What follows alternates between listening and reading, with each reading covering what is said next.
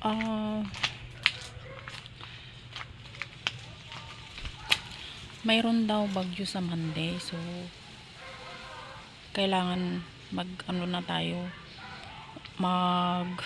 ayos-ayos na tayo sa mga bahay-bahay natin. Hindi naman ako makauwi sa amin, guys, kasi walang ano dito, si madam naka-duty. So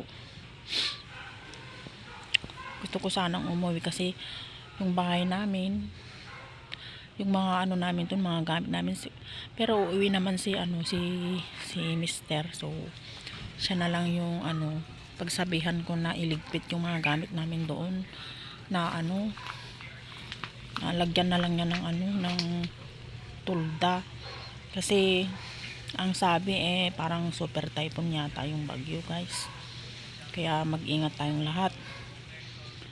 Nakita yun naman siguro yung bahay namin, hindi siya matibay. Kung totoong super typhoon yung dumating, naku, baka tangayin niya yung bahay namin, ilipad ba niya. Pero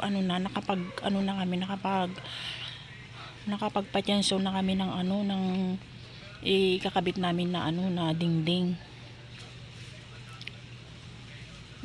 Siguro pag mag day off ako,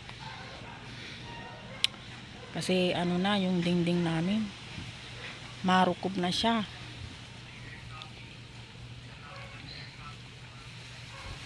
Kasi pang ilang na namin yun, pang ilang, nung unang namin yun, hardiplex yung dinding niya, guys. Pero nung dumating yung bagyo na lawin yata yun, tinangay niya. Hindi pa noon nakaputing yung bahay namin, yun na, yung gumanon siya, yung bahay namin. Tapos noon pinaputing na namin siya, so problema na lang yung dingding niya. Yung problema lang. So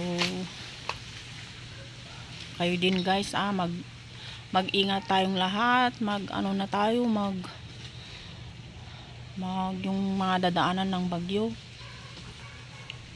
mag-impake na tayo ng mga gamit. Kung halimbawa man kailangan magbabakwit tayo. Hayaan na natin yung mga bahay natin. Importante yung buhay natin, yung pamilya natin safe. Dito naman yung bahay nila madam, lang, bungalow. Yung tinitirahan namin is 2 story, kaya lang yung dingding niya is hardiplex. Pero napa double wall naman yan. Siguro kung hindi bababa na lang kami siguro. Alam nyo, pag narinig sa typhoon, para kung napupubya ako. Kasi, guys, nung lawin, nagbakwit kami sa gym dun sa may Alcala.